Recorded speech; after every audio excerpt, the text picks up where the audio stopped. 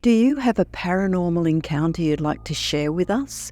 Send us an email with your story for a chance of it being featured on Weird World. Explore 5 more true and captivating accounts of journeys into parallel universes. Explore Josh Tyson and Eric Matherson's miraculous reset after a fatal accident, Ryan Baker's mysterious vanishing threat, Jenna Brown's unsettling encounter with a familiar stranger, Mark Robinson's vivid alternate life experience, and Jessica Moore's coma-induced journey into a tragically altered new life. Each account challenges the boundaries of our own existence, drawing us to ponder the prospect of quantum immortality, in which death is merely a transition into altered versions of our own life. The Double Do-Over. On the night of July 19th, 2013, college students Josh Tyson and Eric Matherson made the fateful decision to drive drunk after a night of heavy drinking in their hometown of Lewiston, Idaho. The 22-year-olds were highly intoxicated when the bar closed at 2 a.m. Driving home on an empty road, Eric began fiddling with the radio from the passenger seat of Josh's old Camry.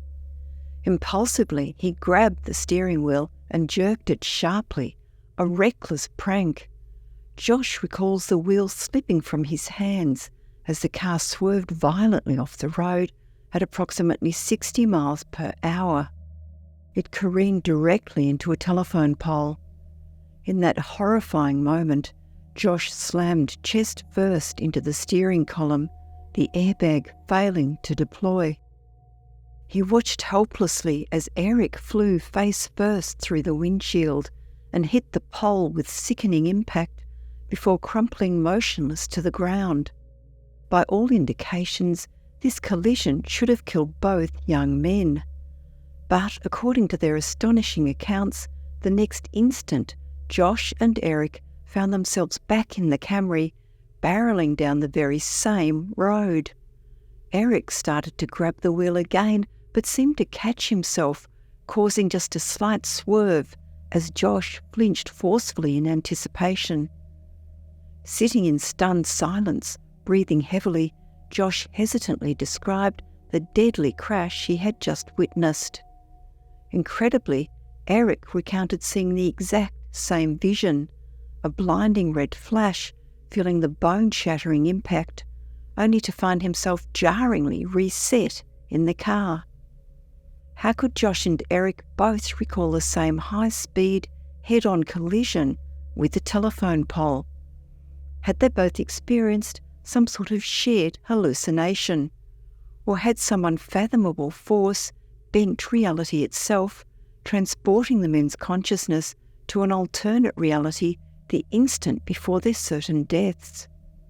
Years later, Josh discovered the proposed phenomenon of quantum immortality and remained certain that something of this nature occurred. A second chance.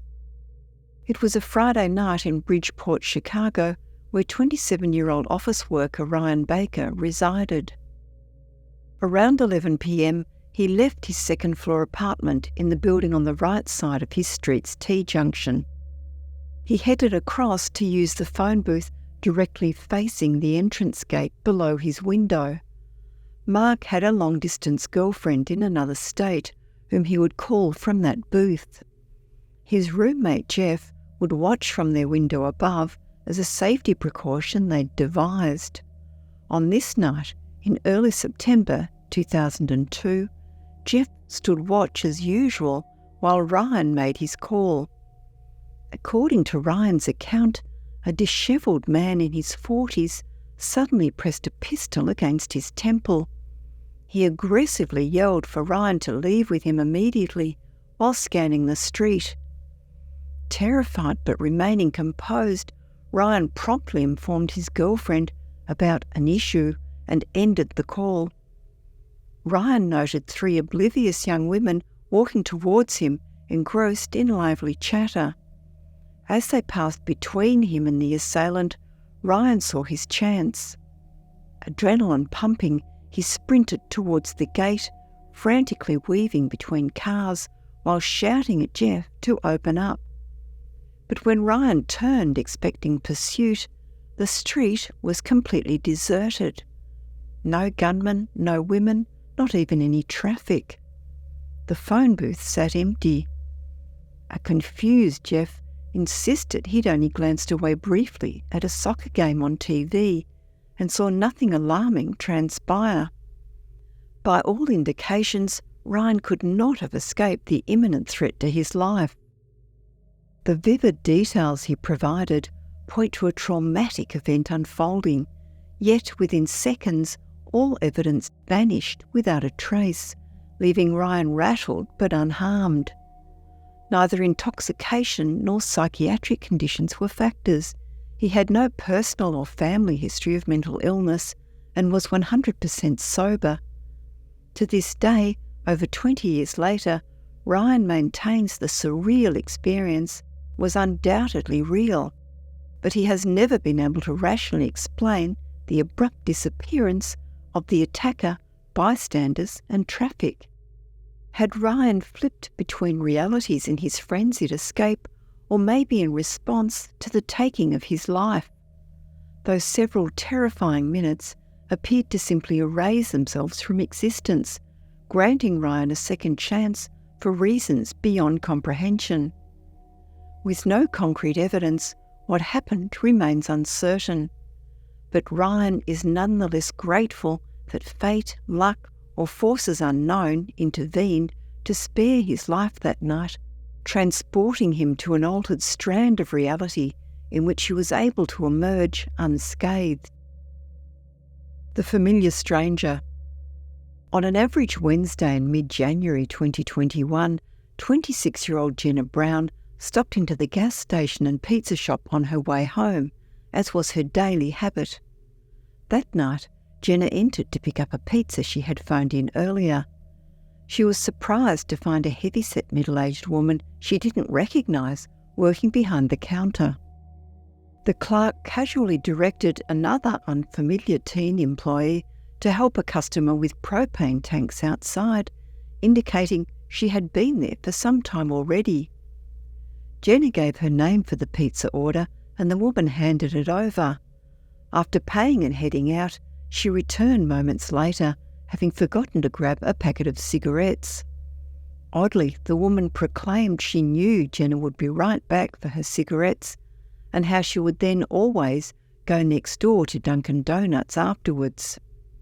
Jenna simply nodded awkwardly through the puzzling exchange before leaving, certain she had never seen this woman before. In reality, Jenna exclusively used the drive-thru at Dunkin', never ordering in-store, and her dad had always bought her cigarettes, not her. Her buying her own cigarettes that night was a departure from her usual routine.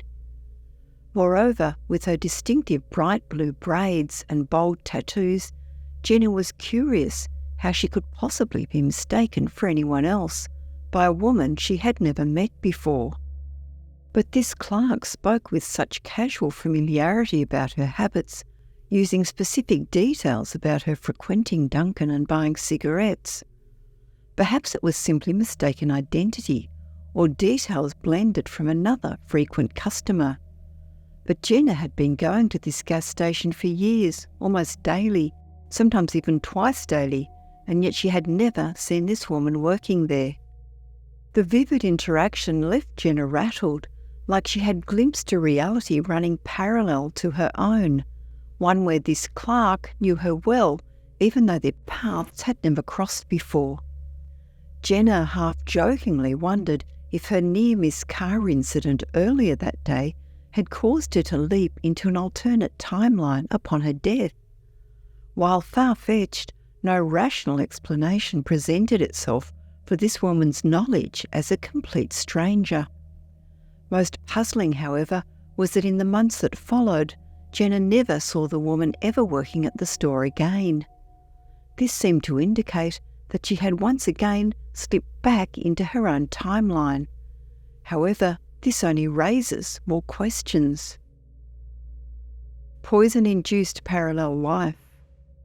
On Sunday, July 24th, 2022, Mark Robinson, aged 36, went mushroom foraging in the woods near his home in Redmond, Washington. Around 4 p.m, he came across an unfamiliar mushroom, but decided to taste a piece of it after an image search proved inconclusive. Mark reported no bitterness, so he ate about half of one mushroom. Later identification revealed it was likely a poisonous Amanita species, commonly called the false parasol mushroom. Mark arrived at the ER about 2 a.m. on July 25th with severe gastrointestinal distress after hours of violent vomiting and diarrhoea. He was treated with fluids and anti-nausea medication before being discharged in the morning. Mark stated that he went home to sleep at around 7 a.m. and had an extremely vivid dream. In the dream, his wife woke him to change their twin baby's soiled diapers. He reported smelling the foul diapers and feeling deep parental love as he cleaned and hugged the infants before returning to bed. Upon waking around noon, Mark found his clothes drenched in sweat. However, he felt better than he had in years. The tangible sensations and emotions in the dream stuck with him after awakening. He distinctly remembered the faces of his wife and children and his intense love for them. He remembered small legible text on the packaging of the baby wipes. Although unfortunately he did not talk in the dream, he did recall his hands and arms seeming to resemble that of his own. Another thing that particularly stood out was a strong stench of the diapers, which was especially strange given his poor sense of smell in normal waking life. Mark notes that he has never encountered a dream come anywhere close to the fidelity of this one, emphasising that it felt no different from waking life. Only after waking did he reflect on it as an odd sensation, seeming to inhabit this other Mark's thoughts and feelings without any reference to his own life. And yet the experience also seemed to embody a strong sense of familiarity about it. Although such an account on the surface may be easily dismissed as a lucid dream, Mark is confident that what he experienced was a genuine reality. And it is important to note that many of his vivid recollections are unusual, even for a lucid dream, such as stable, readable text and strong, distinct odours. Mark continues to feel a lasting, deep emotional connection to the life of the other Mark he briefly inhabited, and wonders, could it have been some alternative version of his own life, somewhere out in the multiverse? A life left behind. In early 2023, Jessica Moore, aged 45, had recently emerged from a 2-week medically induced coma following a life-threatening accident. Upon regaining consciousness, she reported memories of an alternate life in which her mother, whom she had discovered had died when she was a child, in this reality was still alive. Jessica stated that in this other timeline, her estranged mother had reached out to reconnect when she was an adult, and they were slowly rebuilding their relationship. However, after her brush with death, Jessica awoke in our current reality where her mother had tragically passed. Additionally, Jessica's father had remarried the same woman in both timelines.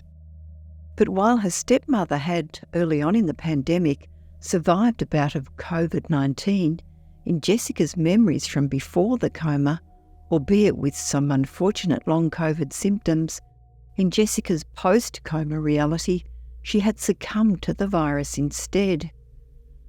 Jessica's husband and other family members suggested these incredibly vivid experiences were simply dreams and unconscious wishes fulfilling her desire for reconciliation with her late mother. However, Jane remains adamant that this is not the life she left behind before entering into her coma. An entire other life is not something you hallucinate memories of, she insists. Jessica regards the switch as a second chance at life, one which has cost the lives of her mother and stepmother being present in her new reality. Ultimately, the source of Jessica's unsettling experience matters less to her than the lasting emotions it stirred up. She feels compelled to honour this return to life, even if it's not her own, all the while carrying the bittersweet knowledge that in another reality she was able to mend family bonds tragically cut short in this one.